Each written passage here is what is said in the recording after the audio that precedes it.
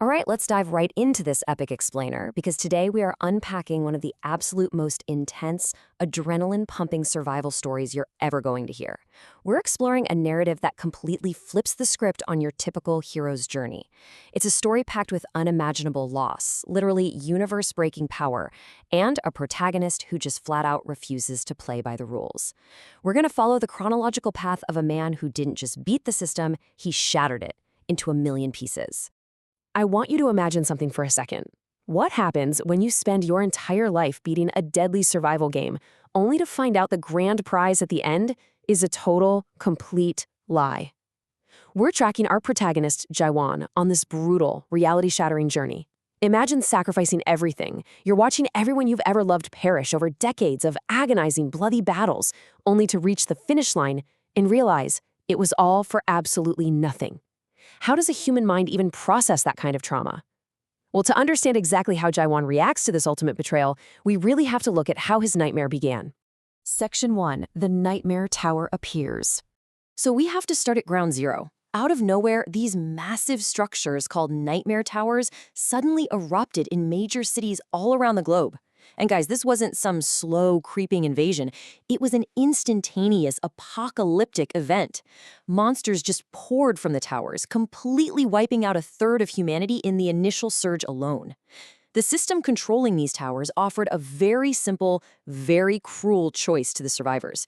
Become a walker, climb the tower to save the world, or just die.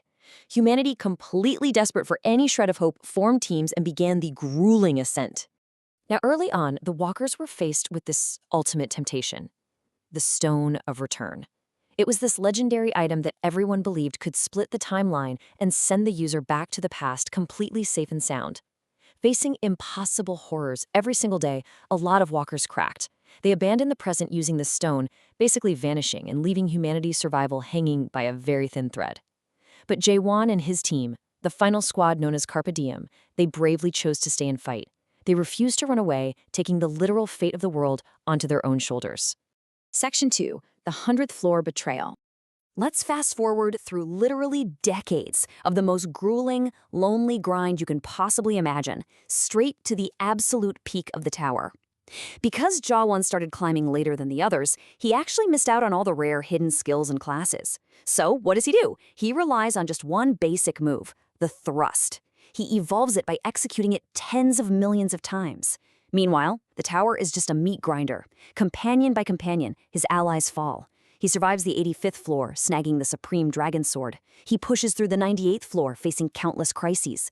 And then, on the 99th floor, he spends 10 agonizing years fighting the Ice Dragon, completely alone after his final friend dies. When he finally slays that beast, he is literally the only one left to step through the final door. He steps onto the 100th floor. He meets Beastlane, the demon master of the tower, fully expecting the ultimate reward.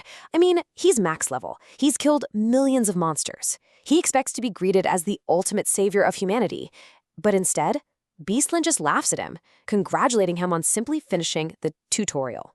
And then drops the most devastating twist imaginable. The entire tower? It was just a tutorial. The outside world was completely fine, and all his friends essentially killed themselves for absolutely nothing. Beastlane reveals that while decades passed for Jaiwan inside the tower, only a single month passed on Earth.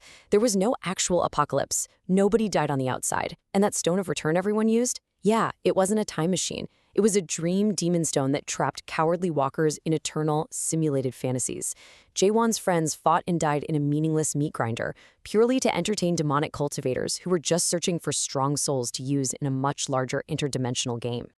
Section 3. Breaking into Chaos. Driven by absolute, unadulterated rage, Jaiwan outright rejects Beastlane's offer to join the real game in the Great Lands. He decides he's going to break the universe's rules entirely. The demon totally expects Jaiwan to accept a sponsorship and move on to the cosmic stage. But Jaiwan isn't interested in being someone's product. He wants to burn the whole store to the ground. To bypass all their complex magic, he evolved his basic thrust an unfathomable number of times. I'm talking 10 billion thrusts. He strikes with such absurd, unyielding repetition that the system's code literally cannot handle it. He isn't using a fancy magical skill. He has just honed a single, fundamental physical movement until it glitches reality itself. And with that, Beast Slain is completely obliterated. After that, he thrusts his way right through the literal ceiling of the Nightmare Tower and drops straight into Chaos.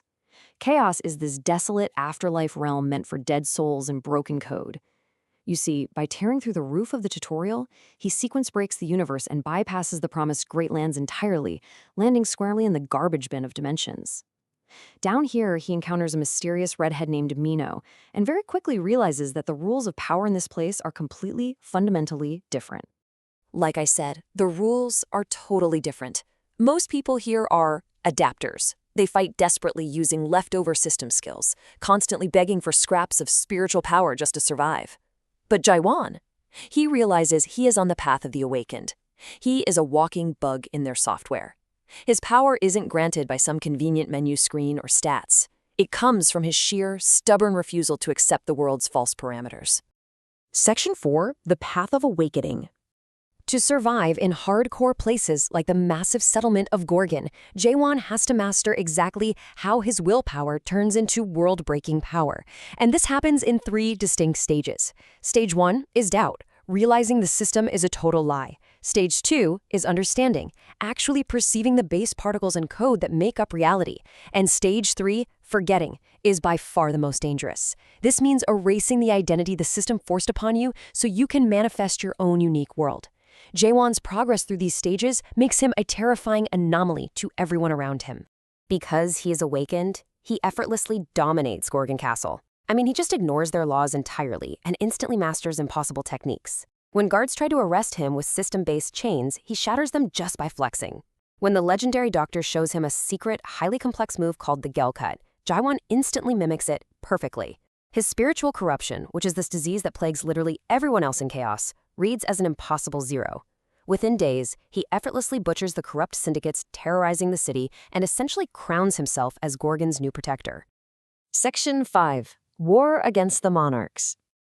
Of course, you can't just flip the cosmic game board without the game masters taking notice, right? The rulers of the system, the monarchs of the Great Lands, launch a massive invasion to crush Gorgon. And these aren't just strong fighters. They are transcendent beings who enforce the system's will. They bring a massive army to the gates of Gorgon, fully expecting to easily crush this rogue human and the puny adapters defending the city. But then, the monarchs realize something in sheer terror. This isn't just adaptation anymore. Jaiwan's thrusts are literally overwriting their system-based magic with his own unique reality. Even when they fuse together into a giant, godlike 5-eyed dragon, Jaiwan's blade doesn't just cut their flesh, it cuts their very concept. The monarchs realize way too late that Jaiwan isn't even using spiritual energy. He has reached inner surrender. His attacks literally force the physical space to conform to his own internal rules. He absolutely decimates the monarchs, leaving their invincible dragon form in pieces on the ground. Section 6. Destroying the System. But the greatest battle isn't actually against some giant dragon or cosmic king. It's the internal war Jaiwan fights in his own mind. As he pushes his power to the absolute breaking point, his soul begins to fragment. He falls into the hell of identity, forced to face deep emotional trauma and fragmented memories of a military betrayal he suffered back on Earth. It turns out, his hatred for oppressive structures started long before the towers ever appeared. And if he loses himself to these memories, he'll undergo ghoulification, basically turning into a mindless, wandering monster. But surviving the 8 gates of hell inside his own mind, he accepts his trauma and his path, solidifying an absolutely unbreakable ego. Mino actually acts as a tether inside his subconscious, witnessing him as a young boy fiercely fighting off the nightmares of adulthood. Jaiwan realizes he doesn't need to forget his past to destroy the system. He just needs to accept that his current existence is valid. He wakes up from this stronger than ever, his unique world now fully, beautifully realized. Before leaving Chaos to wage war on the Great Lands, he does something incredible. He leaves behind a newly constructed Nightmare Tower to help his allies train and awaken safely. He completely flips the script. The very structure that caused his lifelong trauma is rebuilt by his own hands, but this time it's a tool of empowerment. It manipulates time, allowing his friends in Gorgon to train for decades in just a matter of days, giving them a real fighting chance against the system. Which brings us to a massive, provocative question. He conquered the tower, and he conquered Chaos. But the real war against the gods is just getting started. Jaiwan has proven that a human, armed with nothing but doubt and an unstoppable thrust, can make the universe bleed. But as he steps through that narrow gate to bring the fight directly to the Great Lands, you really have to wonder, is it actually possible for one single man to kill a universe? Thanks for joining me on this explainer, diving into Jaiwan's incredible journey. Keep questioning the system, and I'll see you in the next one.